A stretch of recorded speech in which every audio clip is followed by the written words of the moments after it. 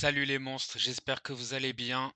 Les cartes de la nouvelle extension Aura Palpitante ont leak. On a l'ensemble du contenu de l'extension qui sort demain, donc mardi 28. J'ai fait une petite sélection de ce qui me semblait pertinent à retenir pour bien préparer demain. Soit vraiment des cartes que j'estime fortes et compétitives, soit des cartes qui pour moi ont le mérite d'être essayées.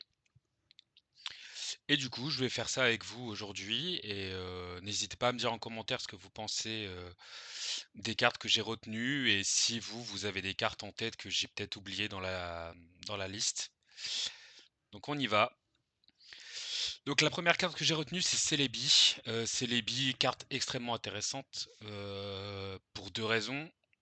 C'est que c'est un Pokémon qui a un talent extrêmement puissant qui permet d'utiliser les attaques des sous-évolutions. Donc on a déjà des exemples en tête qui peuvent fonctionner, mais ce qui est intéressant, c'est que malgré qu'il soit type plante, en fait, l'effet s'applique sur l'ensemble des types. Donc on peut jouer Celebi dans n'importe quel deck et en plus, bon ça c'est un peu plus anecdotique, mais l'attaque en fait, attaque pour de l'incolore. Donc si jamais la partie est un peu compliquée et qu'on a besoin de mettre 30 quelque part et que ça peut permettre de gagner la partie, bah au moins même si on joue pas plante, on pourra charger le Celebi et peut-être aller chercher la Reach avec. Mais bon, le plus important, c'est le fait qu'on puisse utiliser les attaques d'en dessous. Il y a un exemple qui vient juste après et qui est extrêmement pertinent, mais sinon il y en a d'autres. Il y avait déjà des decks qui jouaient l'outil qui permettait de faire exactement le même effet. Je trouve ça meilleur en passif sur un Celebi parce que ça prend pas un stack d'outils. Surtout qu'on sait maintenant qu'on a une meilleure carte qu'on verra ensuite que Guzma qui va beaucoup régler les problèmes des outils.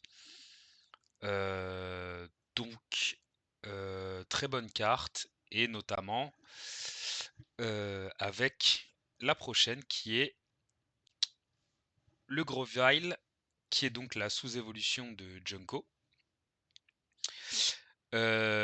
qui donc pour des énergies plantes inflige 50 dégâts à un Pokémon de banc. Ce qui est plutôt un bon effet sur Pokémon Pocket, 50 dégâts c'est déjà assez conséquent. Et du coup, bah, avec le Celebi, ça permettra potentiellement, si on a tapé par exemple avec le Junko, qu'on verra ensuite, qu'on a infligé d'importants dégâts, que la personne a retraite pour essayer de mettre un nouveau Pokémon en actif et se sauver un peu, bah, avec le Celebi, on pourrait potentiellement mettre les 50 qui manquent sur le banc. Donc très bonne carte en combo avec Celebi et très bon niveau 1 et ça c'est cool parce que, on a l'item en plante qui permet en fait d'évoluer les Pokémon depuis le deck et donc avoir des bons niveaux 1 pour des niveaux 2 c'est hyper important parce que ça veut dire qu'en fait on va pouvoir se permettre de jouer cet item vu que le niveau 1 est correct. Et donc ensuite on a le Junko non-Hex. Lui je l'ai mis pas spécialement parce qu'il est fort, euh, mais ça reste un Junko non-Hex, donc pas sensible à Plumeline, parce qu'il faut pas oublier que Plumeline existe. Ça peut rester un problème dans les decks où on a tendance à jouer beaucoup trop de Hex. Et donc ce qui est intéressant, c'est qu'en fait le Junko, au-delà de l'effet supplémentaire Flip and Coin et on fait 50 dégâts de plus, ce qui est pas négligeable, ça fait quand même 120. Mais ce qui est surtout intéressant, c'est que de base, il fait 70, donc si on a besoin de gérer un Plumeline et qu'on veut pas jouer autre chose que le Junko, on pourra évoluer notre niveau 1 avec le Junko non-Hex et donc avoir la reach sur le Plumeline, et c'est pour ça que je l'ai mis. Ensuite, la star, c'est le Junko, Mega Junko, pardon, qui est pour moi une excellente carte. Surtout que maintenant, on a vu que le niveau 1 était bon. Il attaque pour pas cher, malgré qu'il défausse 1, mais bon, c'est pas très grave. Il fait 130 plus le poison. Poison qui peut être boosté aussi par les héroïdes. Ce qui peut augmenter assez considérablement les dégâts du Junko qui de base fait 140 et donc on peut monter jusqu'à 160 s'il y a 2 héroïdes, mais en général ce sera potentiellement 150. Et donc pour moi c'est une très bonne carte, en plus il a qu'un de retraite il a accès à la cape qui donne plus 30 PV, il a accès à d'autres cartes qu'on verra ensuite. Mais la carte me semble assez forte. J'espère pouvoir la tester demain. Mais la carte a un énorme potentiel en vrai. Le boudou je l'ai mis. Carte situationnelle mais néanmoins à ne pas négliger. Déjà parce que c'est une carte qui peut attaquer au tour 1, qui met 10 dégâts et qui n'a pas de retraite, bien évidemment. Et donc quand le Boudou attaque, le Pokémon actif adverse n'a plus de talent jusqu'à ce qu'il retourne sur le banc. Et ça, c'est extrêmement intéressant contre plein de Pokémon, notamment les Entei et les Suicune. Logique, on tape dessus, ils piochent plus tant qu'ils sont pas retournés sur le banc, sachant que c'est des Pokémon qui ont 2 de retraite, donc c'est compliqué pour l'adversaire de les faire revenir sur le banc, surtout si c'est juste pour pouvoir piocher. Le Plumlin, je sais que tout le monde n'est pas d'accord parce que oui, le Plumlin a un de retraite, il peut le remettre. Mais s'il doit retraite, c'est pas très grave. C'est juste qu'il est obligé de retraite parce que si on tape le Plumlin, et il va peut-être prendre le chaos sur le Boudou, mais ça veut dire qu'en fait, s'il a laissé son Plumlin pour tuer le Boudou, nous on a un potentiellement Pokémon X puissant sur l'actif qui pourra tuer le Plumlin parce qu'il l'a pas remis en arrière. Et donc, pour cette raison-là, ça me semble quand même intéressant de parler du Plumlin. Après, je pense que la carte a été pensée pour Trioxydre, ça c'est sûr. Parce que Trioxydre est juste complètement anéanti par l'effet du voodoo. Et donc, il y aura aussi forcément, j'ai pas d'autres effets en tête, mais il y a forcément d'autres Pokémon qui sont affectés par ça. Alors oui, ça dépendra de la quantité de Pokémon à talent qui sont joués dans la méta. Est-ce que c'est des Pokémon avec lesquels on a envie de commencer ou pas? Je pense aussi que c'est pas comme plein de bébés Pokémon, un bébé Pokémon qui sera joué en x2. Je pense que s'il est présent, il sera joué en un exemplaire. Mais je pense, en tout cas, enfin, je serais pas surpris honnêtement de voir la carte dans des decks.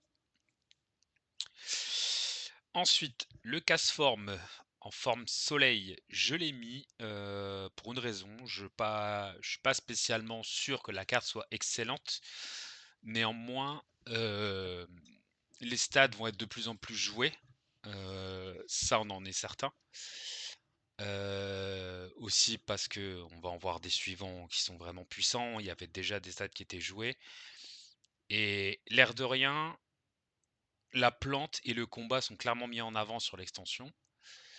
Et donc le fait d'avoir un Pokémon, malgré tout, à 1 de retraite, euh, avec 70 PV, qui pour une énergie feu peut mettre 30 et brûler, sachant que brûler, il y a un lancer de pièces, mais c'est quand même 20 comparé au poison. Euh, et en plus, du coup, si les decks plantes sont beaucoup représentés, ça veut dire qu'on pourra certainement infliger pas 30 mais 50 sur l'actif si le Pokémon est de type plante plus le brûler. Parce qu'il y aura des stats dans les decks plantes, j'en suis quasi sûr. C'est pas négligeable, c'est une bonne carte. Et en plus, c'est un Pokémon qui peut tuer les bébés si on joue en second et qu'on peut attaquer tout de suite. Donc pour ces raisons-là, je l'ai quand même mis. Je pense pas que la carte sera forcément jouée. Ça me choquerait pas. Et je pense qu'elle est à pas négliger. Le Victini, carte très intéressante, avec un talent assez nouveau, qui dit qu'en gros, une fois par tour, ça concerne que les Pokémon feu, une fois par tour, lorsqu'on a fait une attaque qui nécessite de lancer des pièces, on peut choisir de relancer la totalité des pièces si le résultat ne nous convient pas. C'est intéressant pour les cartes qu'on va voir ensuite.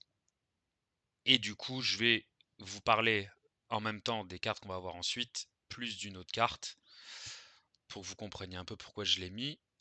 Donc le Tepig, la base qu'on n'avait pas eu dans le trailer, qui lui en flip and coin se charge 2 énergies feu si c'est face.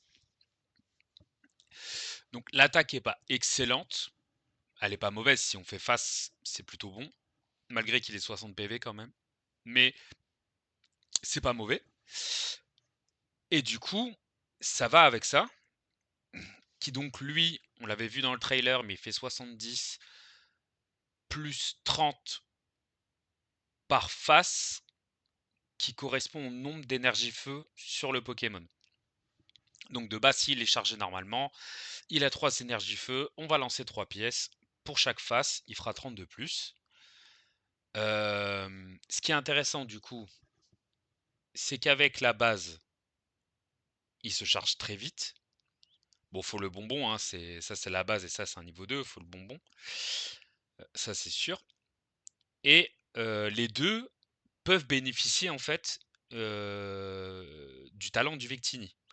Donc c'est pas à 100% parce qu'on relance, ça veut dire qu'on peut rater le lancer 2 fois de suite, mais c'est quand même un potentiel de relance qui est pas négligeable. Et du coup, là où je vois bien le Victini jouer dans le deck Tepig Emboar, c'est que du coup, je le vois jouer avec Sulfura en fait. Sulfura qui sera en actif avec une énergie feu pour tenter de blinder l'Emboar en énergie feu. Et du coup, à chaque attaque du Sulfura, si le résultat ne convient pas, on pourra relancer avec le Victini. Je pense pas que ce sera un deck méta, mais il y a une petite synergie intéressante à tester qui donne envie. Donc j'ai quand même voulu mettre cette synergie en lumière parce que c'est intéressant et ça peut faire des choses plutôt amusantes sans dire de casser le jeu. Je pense que ça peut faire un deck sympa à jouer. La quali, alors beaucoup de gens l'aiment pas. Moi je l'aime bien, j'avoue, voilà, c'est un choix personnel. Euh, mais j'aime assez bien la carte. J'aime assez bien la carte parce que c'est un niveau 1 avec 3 de retraite. Ce qui me dérange pas plus que ça parce que ça lui donne accès au casque brut et que je pense que c'est un Pokémon qu'on veut garder en actif. On verra ensuite pourquoi, selon moi. Il a un talent que j'avais mal lu. J'ai fait une analyse du trailer dans une vidéo avant. Je pensais que c'est nous qui choisissons. Enfin, oula. C'est nous qui choisissions le Pokémon à mettre sur l'actif. En fait, non. Ça fait une Morgane, très clairement. Donc on propose à l'adversaire en fait de switch un Pokémon. Pourquoi j'aime bien? Déjà parce que avec deux énergies, 80 ça reste correct, ça peut arriver vite. On a beaucoup de Pokémon, notamment les Baby Manta qui peuvent permettre de charger le Pokémon au tour 0 et donc d'attaquer sur le vrai tour 1 avec la quali. Sans parler du fait que il pourrait évoluer directement sur les volis et donc avoir directement en jeu dès le début de la partie un Pokémon à 160 PV. J'aime bien aussi parce que sur des synergies, bon ce sera pas forcément représenté, mais il y a d'autres exemples. Par exemple, cette synergie, on start avec Sulfura, on a Tepig en jeu, on propose une Morgane à notre adversaire au tour 1, bah, l'adversaire est embêté. C'est-à-dire qu'il était censé prendre le temps pour évoluer ses Pokémon, s'installer, il peut pas. Il peut pas. Exemple aussi pertinent, c'est Entei et les Salamèches qui sont souvent planqués derrière. On peut aller chercher le Salamèche. Il y a plein d'exemples comme ça pour moi qui peuvent me sembler pertinents. Par exemple, les decks aussi, tout doudou Darkrai, où souvent c'est le tout doudou qui est devant. Et donc, si on peut attaquer avec la quali, l'adversaire, il va se dire, en fait, soit je mets mon Tilton et il me le tue, soit je mets mon Darkrai, il meurt pas, mais du coup j'ai un Pokémon d'ado de retraite en actif, et je vais perdre mon Darkrai, donc perdre du temps parce qu'il peut pas endormir. Pour moi, la carte est pas déconnante. Pour moi, si ça arrive vite, ça peut vraiment être très gênant, comme le Voltali. Pas de la même manière, mais c'est une carte qui est extrêmement agressive, je trouve, et qui met une bonne pression. Et j'aime d'autant plus pour les cartes qu'on verra après. J'ai mis cette carte pour la même raison que celle d'avant, parce que je me suis dit, si plante est fort et qu'on joue feu, peut-être que si feu est devant, celui-là méritera peut-être d'être envisagé aussi, même si les decks feu, je pense, joueront beaucoup moins de stades que plante et combat. Mais néanmoins, c'est quand même un Pokémon pour une énergie haut qui fait 50 dégâts juste s'il y a un stade en jeu. Donc je parle de la faiblesse, parce qu'avec la faiblesse, c'est un Pokémon qui met 70 pour 1. mais sinon sur n'importe quel autre type, il met 50 pour 1. Donc c'est pas une mauvaise carte. 50 pour 1 pour un Pokémon, de base à 70 PV, ça peut vite commencer à être embêtant. Surtout comme je le disais, je pense qu'il y aura de plus en plus de stades. Donc la carte, elle mérite d'être ici et d'être un peu analysée, quoi. Et donc là, on rentre dans le vif du sujet, pour le Aquali justement. Donc on a le Sobble qui a une attaque, qui est trouver un ami, donc une attaque qui dit trouver un Pokémon du deck, mettez-le dans votre main, le tour se termine parce que c'est une attaque. C'est pas exceptionnel, mais c'est cool quand on n'a rien d'autre à faire potentiellement, d'avoir un Pokémon qui cycle le deck. Ça pioche une carte, c'est pas un mauvais effet. Le niveau 1. Le niveau 1, une fois par tour, quand on pose le niveau 1 sur la base, on met 20 dégâts au Pokémon actif de l'adversaire. Et le niveau 2 a exactement le même effet, sauf qu'il inflige 30 au lieu de 20 au Pokémon actif de l'adversaire. En plus du fait que ce soit un non-Hex qui tape à 70, je précise pour le public. Et donc, c'est hyper intéressant. C'est hyper intéressant parce que c'est un Pokémon qui peut être en backlane, mettre des dégâts sur l'actif. Et du coup, je parlais de ça parce que pour moi, c'est un bon complément en fait à la Quali, qui lui est agressif mais a des dégâts plutôt modérés, qui peuvent être donc boostés avec soit le stade qui augmente déjà de 10 l'attaque des Pokémon de niveau 1, donc ça le fait passer à 90. Avec les évolutions, ça peut faire 110. Avec celle-là, ça fait 140. Et en plus de blesser les Pokémon, on pourrait dire bah je blesse le Pokémon, je fais le talent d'Aquali, j'en passe un autre en actif, celui qui est sur le banc est blessé, on joue Helio, on est setup. Donc pour moi, c'est vraiment intéressant. C'est vraiment intéressant. Ça fait beaucoup de Pokémon. De toute façon, on va en parler tout de suite, mais cette extension, elle est vraiment riche. Par rapport à certaines où on a été très déçus, là, il y a énormément de bonnes cartes, je trouve, et beaucoup de cartes qu'on a envie d'essayer. Mais les decks commencent vraiment à se faire petits. Moi qui suis joueur du vrai TCG, on a un deck de 60 cartes pour 6 prix. Je pense que ce serait pas déconnant que Pokémon Pocket passe à 30 cartes. En fait, on a 3 prix et je comprends pas pourquoi on a 20 cartes.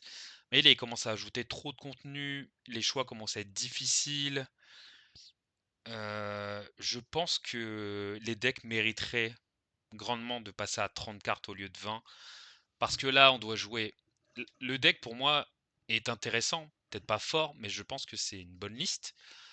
Mais c'est-à-dire qu'on doit jouer Evoli, on doit jouer Aquali, il faudrait jouer la base, le niveau 1, le niveau 2, peut-être pas en x2, mais ça commence à faire beaucoup de Pokémon. Et donc, potentiellement, un bon deck, on n'arrivera pas à stabiliser parce que ça prend tellement de place qu'on va avoir du mal à mettre des bons supports avec. Alors qu'avec 30 cartes, on arriverait peut-être mieux à stabiliser la liste, mais je tenais quand même à souligner ça, c'est que pour moi, Aquali est une bonne carte agressive qui met une belle pression, et le Sobble et ses évolutions complètent bien le Aquali. Ça fonctionnera dans d'autres decks, je pense que la carte sera jouée. Potentiellement aussi dans des decks stall, euh, où en fait on joue des Pokémon qui doivent être en actif, avec des gros body résistants, mais qui manquent de dégâts, où en fait on a juste envie d'évoluer des Pokémon derrière et de rajouter du dégât. Ce qui est bien, c'est qu'on n'est pas obligé d'attaquer, c'est bête, mais par exemple, on pourrait envisager de jouer ça avec le Kangourex, par exemple, ou des... Parce qu'en fait, le Kangourex est incolore, donc en fait, on pourrait se dire de jouer ça en complément du Kangourex pour augmenter un peu ses dégâts. Mais je trouve qu'avec l'Aquali, c'est intéressant. En plus, ça fait vraiment un deck avec beaucoup de nouvelles cartes. Et c'est un deck que j'aimerais bien tester. Donc on verra ce que ça donne, mais en tout cas, la carte en elle-même est très bonne. Le Chifours, je l'ai mis Parce que, le double type est intéressant. Après moi, personnellement, j'ai du mal à être convaincu par lui et son frérot. Hem, le double type est intéressant, hein, ça bé là, par exemple, lui bénéficie des supports pour les Pokémonos et des supports pour les Pokémon de combat, j'en ai conscience. Mais l'attaque, là, l'attaque, elle est quand même faible, ça demande du setup pour qu'il puisse taper fort. Il doit défausser une énergie quand il attaque, donc ça veut dire qu'on peut pas préparer autre chose. Il a 3 de retraite. Je peux me tromper parce que je sais que sa base le charge, mais pour moi, il aura pas de place dans les decks en fait, et je suis pas sûr que lui tout seul puisse faire un deck. Je peux me tromper, mais j'y crois pas trop pour être honnête. Voilà. Donc je l'ai mis parce que effet intéressant, c'est nouveau. Je l'ai mis aussi parce que je peux me tromper, mais moi personnellement, je suis pas convaincu. Alors ça, je m'y attendais pas. Un Magnézone X, j'étais obligé de le mettre, hein, parce qu'en fait, on a toujours le magnéton qui se charge tout seul.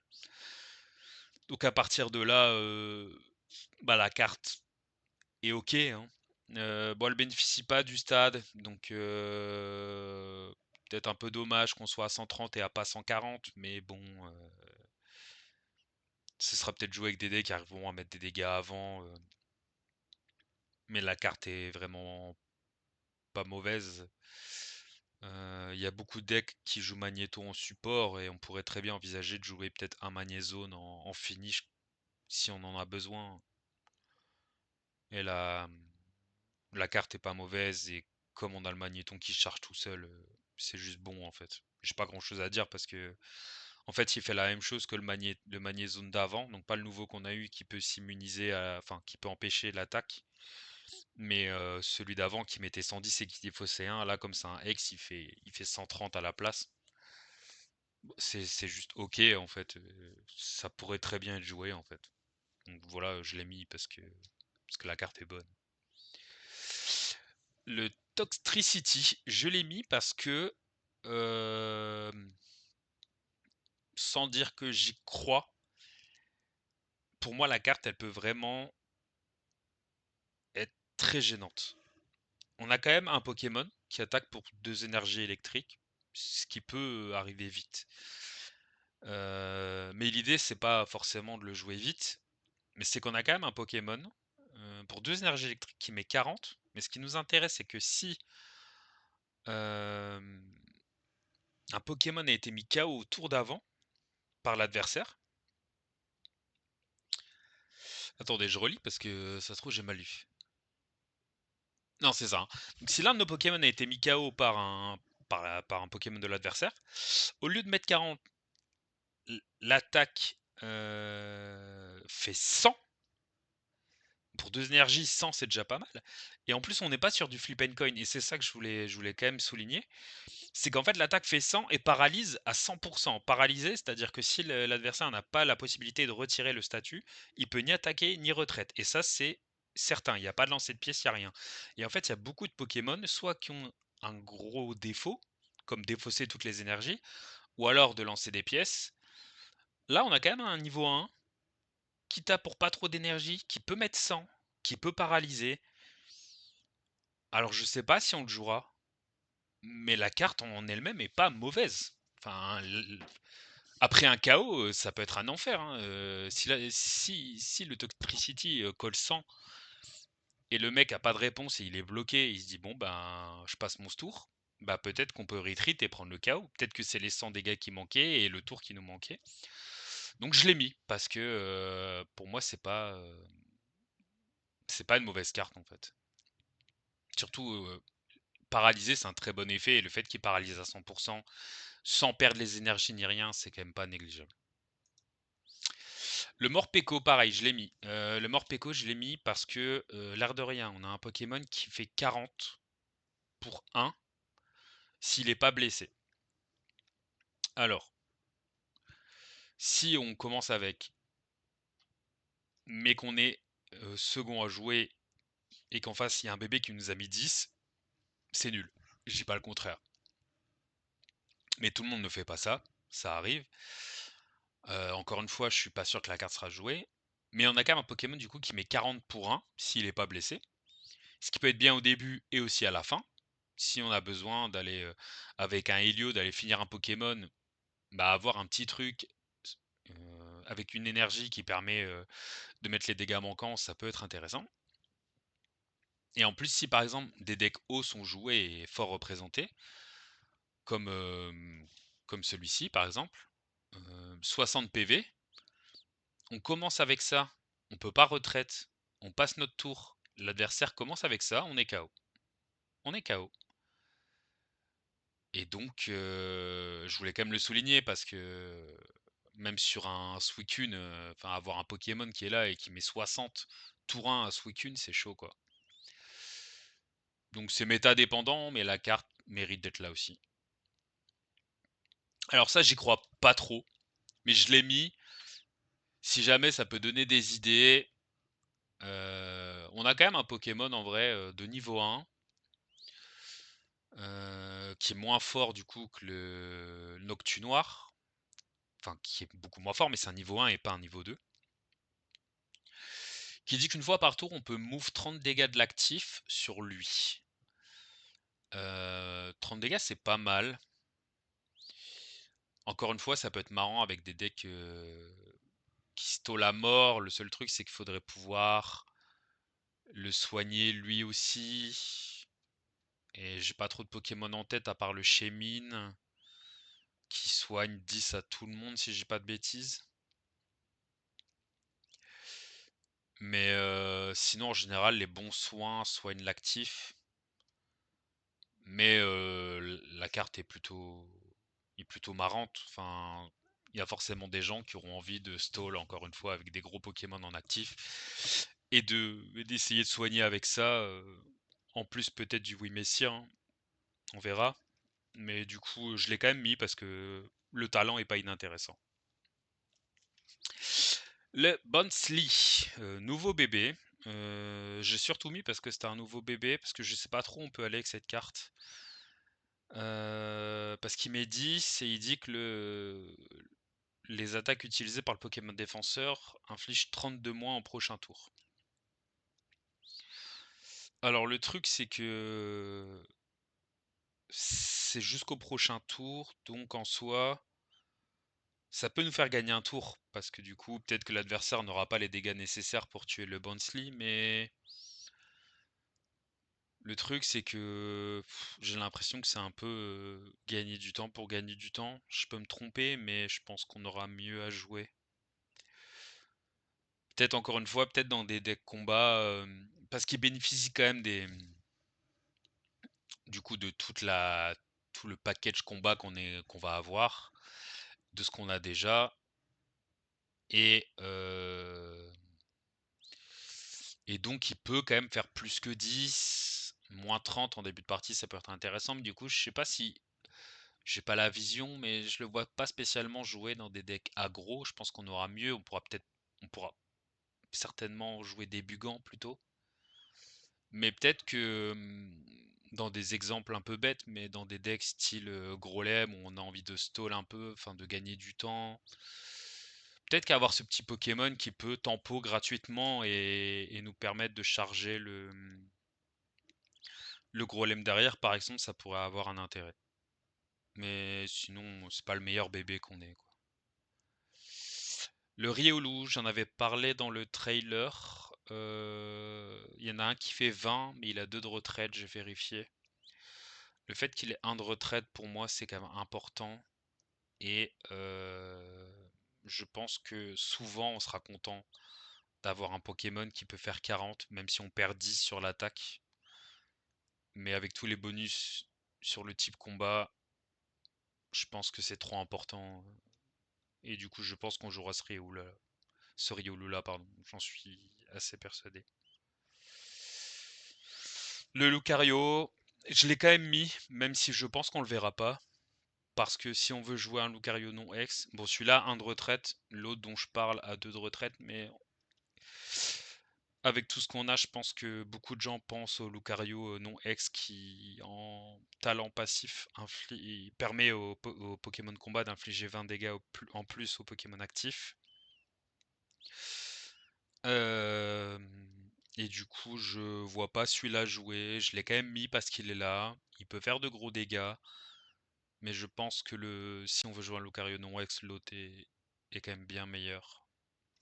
Donc voilà, je l'ai mis parce qu'il est là, mais je pense qu'on le jouera pas. Celui-là, je l'ai mis parce que bon, c'est un peu la vedette de l'extension. C'est un niveau 1, 190 PV, 2 énergies combat, c'est relativement rapide. 90, c'est ok, sachant que il peut bénéficier donc de bonus. Bonus déjà qui est de bah, j'ai que 2 énergies à mettre et je te mets 90.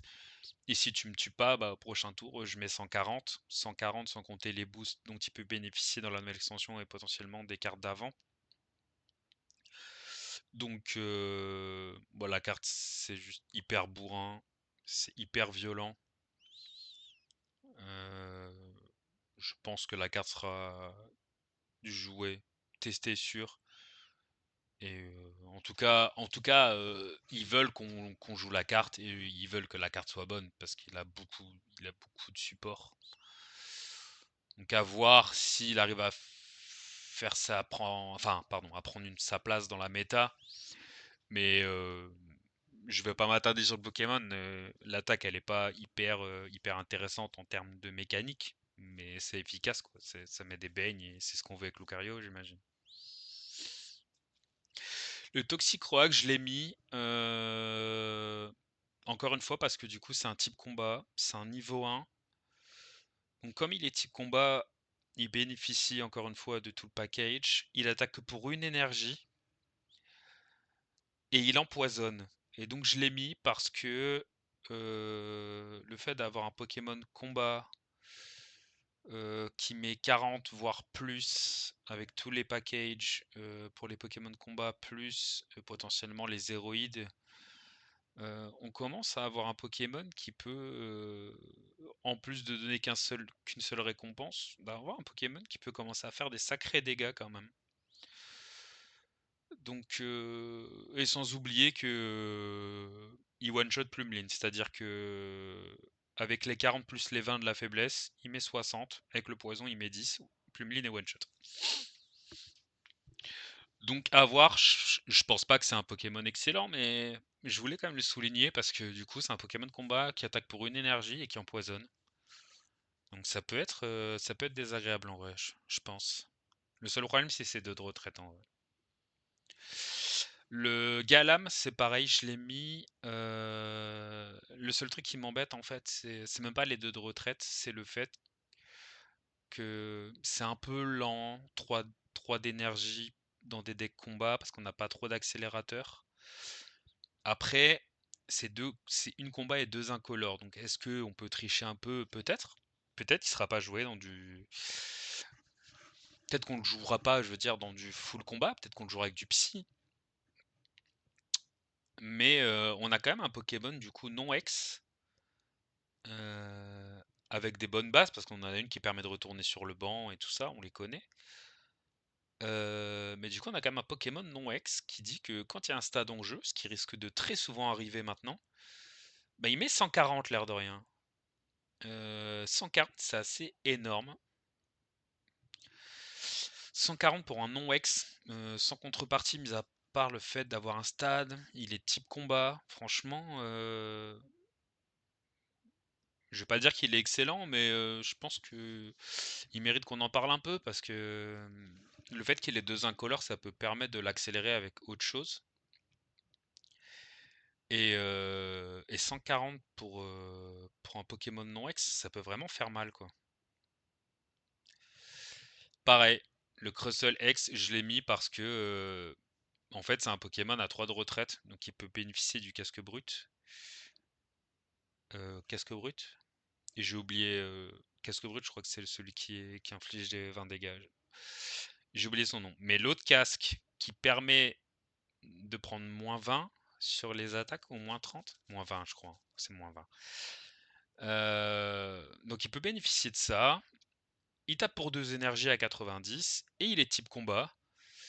Donc encore une fois un Pokémon qui peut être la cible. Je parlais justement de Pokémon qui peuvent bénéficier en fait de certaines compétences et d'avoir envie de gagner du temps, par exemple avec le bébé qu'on a vu avant, le casque, peut-être du soin et, et en plus lui peut bénéficier de la tool combat, donc de souvent pouvoir infliger 90 plus au moins 50.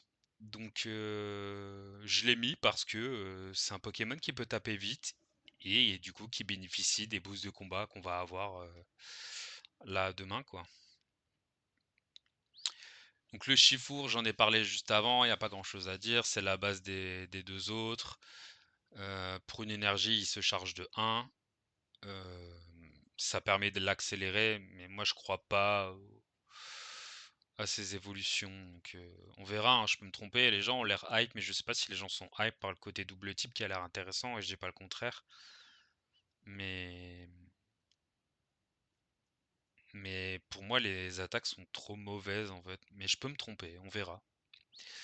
Ah oui, du coup, celui-là, le seul problème, je reviens dessus, excusez-moi, c'est quand même qu'il a faiblesse plante et pas faiblesse psy comme le reste. Donc il bénéficie des bonus de d'attaque, mais par contre le fait qu'il ait faiblesse plante alors que Junko est certainement une bonne carte, c'est un peu un problème quand même. Mais bon, la carte est là quoi.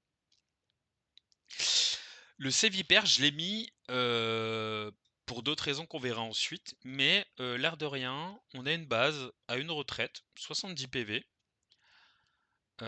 qui pour une énergie met 20 et empoisonne. Donc c'est-à-dire qu'il est dans les bonnes couleurs de zéroïde, donc ça veut dire qu'on peut empoisonner avec une base, avec une énergie, mettre 20 et en plus bénéficier du zéroïde qui lui pourra être chargé et attaquer aussi si on le souhaite. Ça commence à faire une belle attaque quand même. Avec un zéroïde, on est sur du 20 plus 20. Avec deux zéroïdes, on est potentiellement sur du 50 tour 1. Donc faut bien sortir. Mais pour moi, la carte, elle est vraiment à regarder quoi. Enfin, avec le zéro, avec le zéroïde, c'est vraiment une belle saloperie, hein. Donc ça, je m'y attendais pas non plus. Enfin, plus pour la carte d'après, je veux dire. Donc le Zorua, il a Ascension, donc pour une énergie, il va chercher un Pokémon qui évolue sur lui dans le deck et on le met dessus. Simple, efficace, j'ai rien à dire, c'est juste trop fort. Si on est le joueur à jouer second, bah, c'est-à-dire qu'à notre premier tour, on peut mettre une énergie, l'évoluer et on est tranquille. Donc ça, c'est vraiment très fort parce que ça pioche une carte, ça augmente les PV, enfin, c'est monstrueux en vrai. Et du coup, on a un Zoroark X qui, pour moi, est insane. Insane, mais on en parlera après, mais je pense que c'est pour ça qu'ils ont fait ça. Il a faiblesse plante. Faut pas le négliger parce que je pense que les Pokémon plantes vont être forts. Mais on a quand même du coup un Zoroark qui peut évoluer directement sur le Zorua. Donc potentiellement tour 1 si on start avec le Zorua et qu'on est sur le tour de l'énergie. Euh, donc c'est quand même un bébé à 150 PV qui attaque pour une énergie et qui dit qu'il inflige 30 dégâts pour chaque Pokémon ténèbres de banc,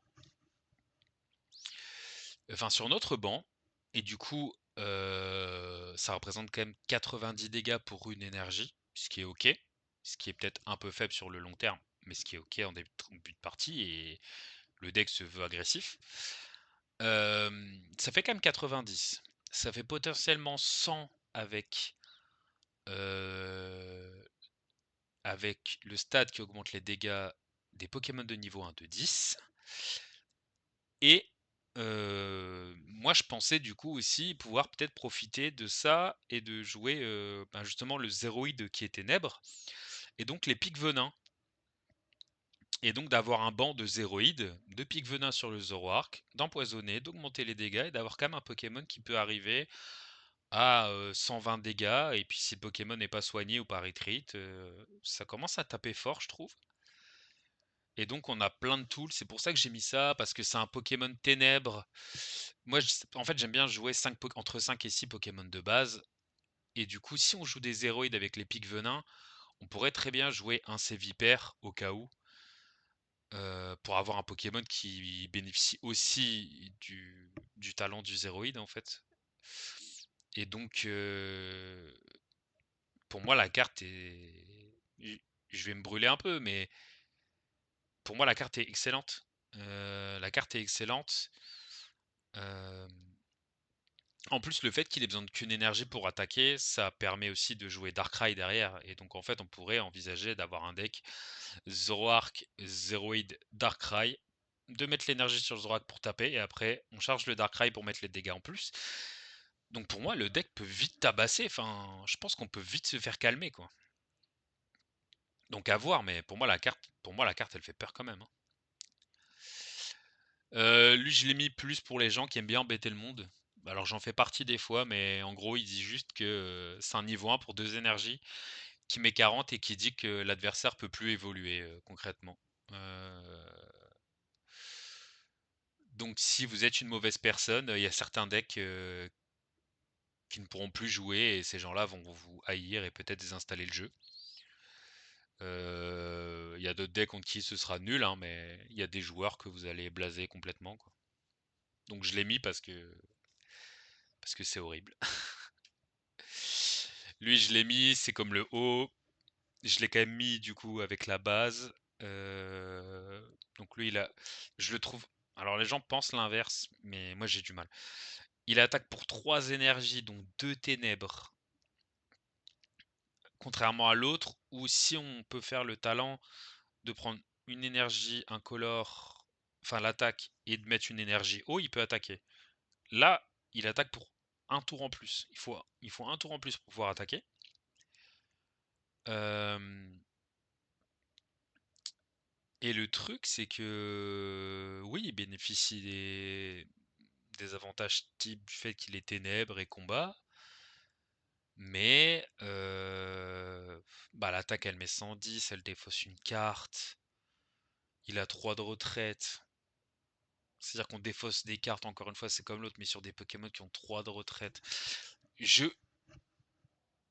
je pense peut-être que je me trompe, mais j'arrive pas à croire que c'est bon.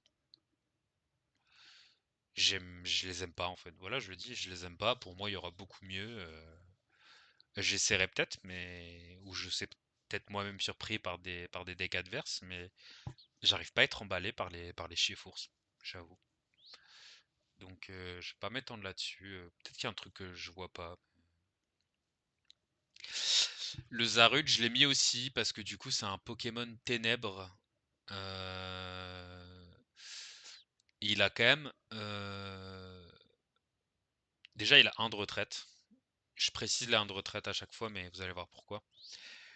Euh, pour 2 ténèbres, il fait 40. Et si on a un Pokémon ténèbres qui a été mis KO avant, il fait 80 en plus. Donc ça veut dire qu'on a un Pokémon de base, non ex, qui peut taper à 120 en Revenge Kill. Euh, donc voilà, je l'ai mis parce que ça peut vraiment terminer des parties. Parce qu'en fait, on a le Zoroark qui tape pour une énergie, donc qui permet en fait des Pokémon ténèbres. Il y en a plein de façons, il y a même Absol, mais le fait qu'il tape pour une énergie qui soit assez tanky, ça nous permet en fait de jouer des trucs derrière et de pouvoir les charger. Et donc en fait, potentiellement, quand le Zoroark il aura mis ses dégâts, si le Pokémon en face il avait, même s'il a pas de bonus, même s'il n'y a pas de bonus sur le Zoroark, imaginons qu'on est devant un Pokémon à 90 PV, à 180 PV pardon, on met 90. Bah, l'adversaire c'est soit il le soigne, soit il retreat, sinon il est mort. Et donc le Zoroark va pouvoir mettre ses dégâts et en fait, comme il tape pour une énergie, on peut charger des Pokémon sur le banc et donc j'ai mis le Zarud parce que c'est un Pokémon qui peut être considéré en mode bah je le prépare, si le Zoroark meurt, bah il est là, il met 120 en fait. Donc ça pourrait avoir sa place en fait. Pour moi le Zoroark, en fait il y a tellement de bons Pokémon ténèbres qu'il a... Et le fait qu'il ait 150 PV et qu'il attaque pour une énergie, en plus du fait qu'il puisse être pioché depuis le deck pour évoluer directement, ça permet de jouer plein de trucs derrière et je pense qu'on va pouvoir tester plein de synergies un peu différentes. Donc voilà. Et donc il y a aussi ce cher monsieur, le Bombirdier, qui lui a un talent qui dit que les Pokémon ténèbres sur notre banc Non, pardon, je me perds. Tant que lui, il est sur le banc, les Pokémon ténèbres ont un de retraite de moins. Donc ça veut dire que ça compte pas pour lui, parce que lui, du coup, faut qu'il soit sur le banc. Donc s'il est en actif, il a son 1 de retraite. Mais par contre, la carte est pas inintéressante parce que, en fait, si on joue avec Zoroark et Zéroïde, et qu'on start Zéroïde, qu'on pioche notre carte, on fait peut-être une Pokéball, on a le bombardier, on a le Zorua, on peut poser Zorua, switch avec le Zéroïde et attaquer tout de suite sans dépenser d'énergie. Donc pour ça c'est intéressant. Ça permet au Zoroark aussi, qui a 2 de retraite, d'avoir un seul de coup de retraite. Le Darkrai aussi. La carte est juste bonne en fait. C'est un peu embêtant de mettre. Enfin, ça prend une place dans le deck, c'est quand même. Enfin, c'est quand même c'est quand même pas fou de mettre la carte dans le deck. Mais par contre, la polyvalence que ça peut proposer en termes de setup pourrait faire que la carte soit jouée quand même. Alors ça, je l'ai mis. J'ai pas mis la base. Alors vous avez vu, hein, si j'ai pas mis le niveau 1 ou les bases des autres decks, enfin des autres Pokémon, c'est que c'était des fillers qui faisaient rien de particulier. Ça, je sais pas si j'y crois, mais je l'ai mis. En gros, c'est un niveau 1 qui fait 10 dégâts à tous les Pokémon adverses. À retenir quand même, parce que c'est une attaque pour une incolore. Et en fait, le fait de faire 10 dégâts à tous les Pokémon peut donner accès à des listes où on joue double Hélio et on fait ses courses, quoi. C'est-à-dire qu'une fois que tous les Pokémon sont blessés, bah, on tue ce qu'on veut. Et donc c'est surtout pour ça aussi que je l'ai mis, c'est qu'en fait du coup on a le Flygon, qui est un niveau 2 à 180 PV, euh, qui dit que pendant le check-up, euh, il fait 10 dégâts à tous les Pokémon tant que lui il est sur l'actif. C'est un bon talent. C'est un bon talent. C'est dans la continuation de son niveau 1. Maintenant, du coup, il fait 140 pour 3 énergies, ce qui est ok. On doit discard la carte du dessus de notre deck par contre quand on fait l'attaque, mais on défausse pas les énergies. Après, une fois qu'il est setup, c'est quand même beaucoup de dégâts, hein. C'est en plus des 10 qu'il a potentiellement mis avec son niveau d'avant et lui qui va mettre 10 en boucle, les 140, ça commence à faire beaucoup. Le seul truc, c'est qu'encore une fois, c'est combat, plante et incolore. Et là, pour le coup, c'est des couleurs qu'on peut pas trop accélérer, quoi. À part plante, mais encore, ça veut dire qu'il faut jouer l'évolution plante de Evoli, mais c'est un peu lourd. C'est juste pour ça que j'ai du mal à y croire, c'est que du coup, c'est des énergies qui sont un peu dures à jouer ensemble. Après, l'avantage, c'est que l'autre, enfin, son niveau 1 tape pour de l'incolore, donc on peut attendre les énergies, mais si on les a pas dans le bon sens, c'est un peu rude, quoi. Donc à voir ce qu'on peut faire avec, mais je l'ai mis parce que le Pokémon est cool en vrai. Ça donne envie de essayer de bidouiller autour, je trouve. Lui, pareil, je l'ai mis même si j'y crois pas, parce que du coup, on a quand même un Pokémon incolore qui a les dégâts de tuer Plumeline et qui, une fois par tour, peut retirer un état spécial d'un Pokémon, du Pokémon actif.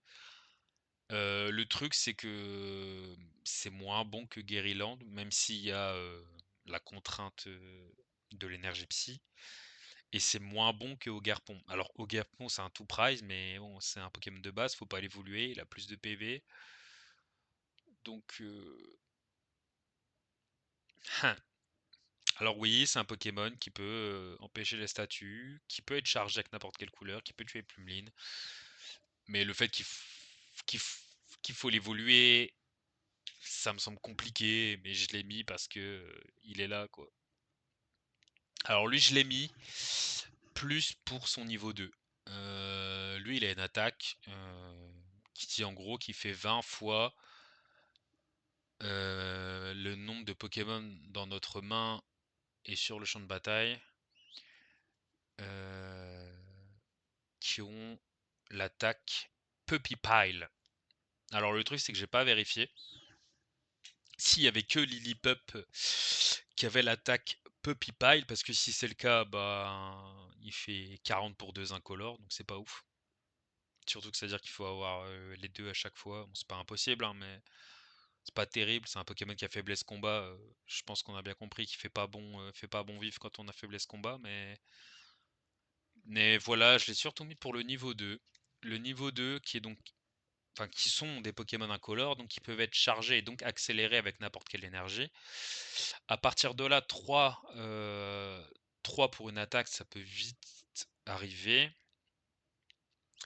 Et on a quand même du coup un Pokémon qui peut, un tour plus tôt, mettre 140 à un Pokémon X, ce qui est pas négligeable. Et en fait, je l'ai aussi mis pour un supporter qu'on verra ensuite, mais on a quand même un Pokémon du coup qui de base one-shot Plumeline parce qu'il est pas X, il met 70 et qui tape à 140 sur les X. Il peut être chargé avec n'importe quelle couleur, donc c'est pas un mauvais Pokémon.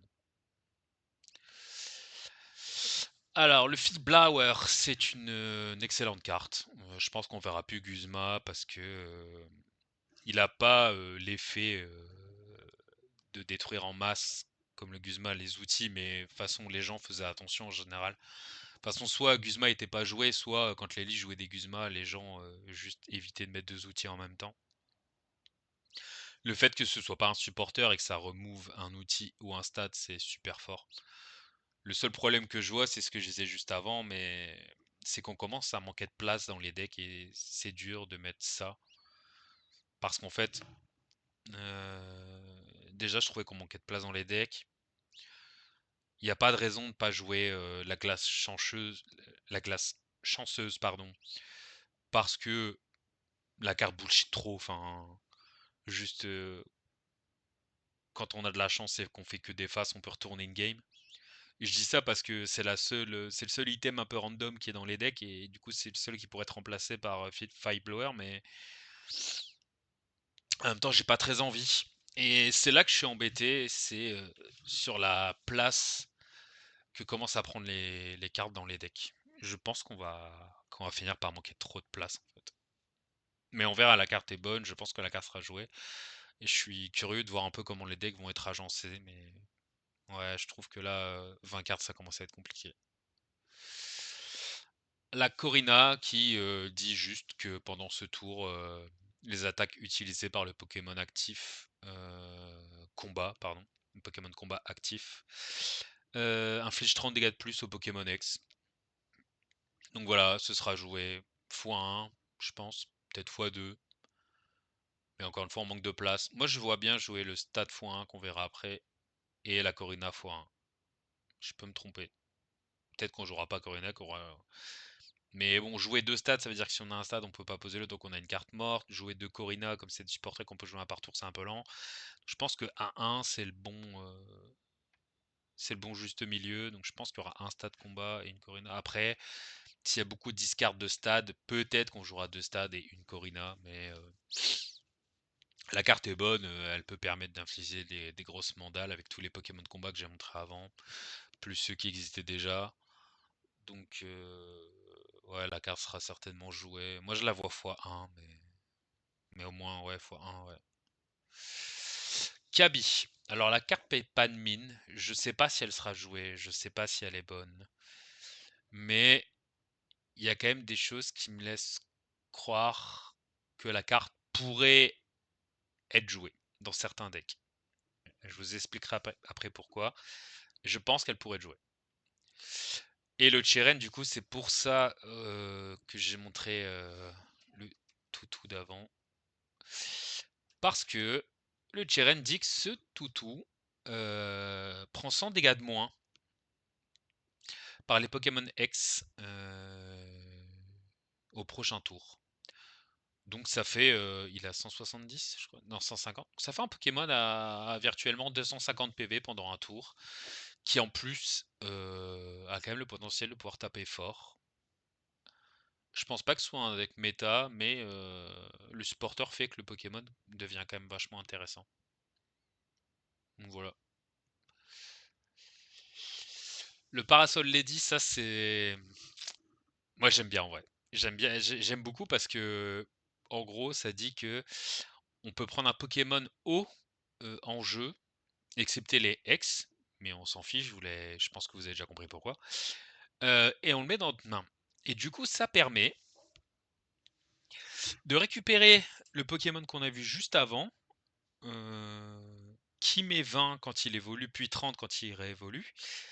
D'où le fait que je pense que le niveau 2, on le jouera peut-être qu'en x1, et qu'on jouera un Parasol Lady. Et en fait, on pourra du coup évoluer nos Pokémon, mettre nos petits dégâts, leur monter, et commencer à les reposer. Et, euh, et ça commence à représenter beaucoup de dégâts sans avoir besoin d'attaquer. Donc, ouais, moi je vois bien le niveau 1 jouer x2, par contre je vois bien le niveau 2 jouer x1, et le Parasol Lady, pour pouvoir remonter le Pokémon. Et donc voilà, c'est surtout pour ça que j'ai mis le supporter d'avant, celui-ci. Parce qu'en gros, on a un nouveau stade qui concerne les Pokémon plantes, qui dit qu'une fois par tour, en gros, on pioche un Pokémon plante aléatoire de notre deck et on le met dans notre main. Ce qui peut virtuellement représenter une espèce de Faible Ball, mais en cycle constant. Et du coup, c'est là que je commence à me dire, est-ce que on va pas jouer Kaby et de stade et peut-être ne plus jouer Faible Ball en fait dans les decks plantes. Enfin, Faible Ball Pokéball. Parce qu'en fait, ça c'est une Pokéball à tous les tours. Les Pokéballs, aller chercher les Pokémon de base. Donc, une fois que c'est posé, en fait, ça vide la main. Ça peut casser le stade adverse. Pour moi, dans les decks plantes, ça remplacera peut-être la Faible Ball, hein. Et du coup, lui, je l'ai mis parce que je me dis, enfin, et pour d'autres raisons, mais potentiellement, c'est un supporter en fait qui va chercher ta Faible Ball que tu peux utiliser à tous les tours tant qu'on te l'a pas tué, quoi. Enfin, tant qu'on te l'a pas détruit. Donc voilà. Le stade est bon. Le stade sera joué. Voilà. Ça, on l'avait vu dans le trailer. L'Arena of Antiquity qui dit que les Pokémon combat en jeu infligent 20 dégâts en plus à tous les Pokémon X actifs. Alors, c'est justement ce que je disais. Je vois jouer ce stade en x1, voire x2 s'il y a beaucoup de remplacements de stade. Mais comme on commence à manquer de place, pour moi le bon équilibre c'est de jouer le stade x1 et le supporter x1. Je peux me tromper, mais pour moi c'est ce qui me semble le plus équilibré au vu de la peu de place qu'on a. Et du coup, on a le Bounded Field. Et c'est pour ça aussi que j'ai mis Kaby. Parce que ce field est quand même assez ouf. Parce qu'il dit qu'en gros, à part les Pokémon méga qui sont pas concernés, ça dit que la weakness, donc la faiblesse, au lieu d'être un plus 20, c'est un x2. Donc nous, on est habitué sur le TCG papier, c'est déjà x2. Mais à Pocket, c'était pas le cas, c'était un plus 20. Là, on est sur du x2. Donc en fait, ce stade dit clairement, si tu as la faiblesse, je prends le KO. Tu es mort. D'où le fait que c'est quand même un assez gros boost pour les Chifours qui eux peuvent taper sur deux faiblesses. Mais malgré tout, alors je sais pas comment ça va être joué. Parce qu'en fait, ça sera forcément joué dans des decks pour contrer la méta. Mais quand le deck sera connu, bah en fait, et que potentiellement le type dominant aura changé, bah du coup, ça, ce sera plus bon. Donc je sais pas trop. C'est un bon stade, et en même temps, il sera jamais bon longtemps. Je sais pas si vous voyez ce que je veux dire. Mais en gros, imaginons, je veux dire un truc bête, mais les decks feu sont dominants. Les decks eau vont jouer ça. Mais un deck eau qui joue ça, bah il éclate les decks feu, c'est terminé. Mais du coup, bah les gens vont jouer électrique et ils vont jouer ça.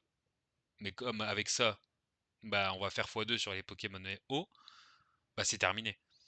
Et du coup, je sais pas trop où on va avec ce stade. N'hésitez pas à me dire dans les commentaires ce que vous en pensez et si j'ai tort, mais pour moi, ça m'a l'air, fort et en même temps, bah, un peu useless. C'est un peu trop situationnel en fait, parce que, c'est fort sur la faiblesse, mais ça risque de retourner la balance de la méta, donc je suis pas trop, j'ai l'impression que c'est une espèce d'auto-rotation ajoutée dans le jeu. Je sais pas si je suis clair et si vous voyez ce que je veux dire, mais ouais, c'est un peu comme ça que je vois la carte. Mais du coup, tout ça pour dire quand même qu'on a analysé une quarantaine de cartes, je crois, et qui pour moi, c'est peut-être l'une des premières fois, en tout cas ça faisait longtemps, qu'on n'avait pas eu autant de cartes intéressantes ou fortes, ou les deux, dans une extension. Surtout que c'est un petit bloc, hein, c'est un seul booster. Je suis vraiment hyper content. Ça donne vraiment envie et il y a plein de bonnes cartes, il y a plein de bons trucs à essayer. J'ai l'impression que c'est plutôt équilibré parce que le Zoroark a l'air très fort, mais il a faiblesse plante, et du coup, on sait que Junko va être craqué. Euh, Il y a juste le combat qui a faiblesse psy, mais bon, Altaria restera craqué. Il n'y a rien qui a l'air de montrer le contraire, donc Altaria restera craqué. Euh, donc je pense que j'ai l'impression qu'on rentre sur une balance plutôt correcte. Et ça me fait plutôt plaisir. Du coup, moi, je vais stream demain à partir de 10 h pour tester la nouvelle extension, en espérant, parce que j'avoue avoir pas été giga économe, en espérant pouvoir ouvrir suffisamment de boosters et avoir suffisamment de cartes au moins pour tester un ou deux decks. Mais du coup, je vous laisse là-dessus. J'espère que ça vous a plu. Je vous fais des gros bisous et je vous dis à bientôt.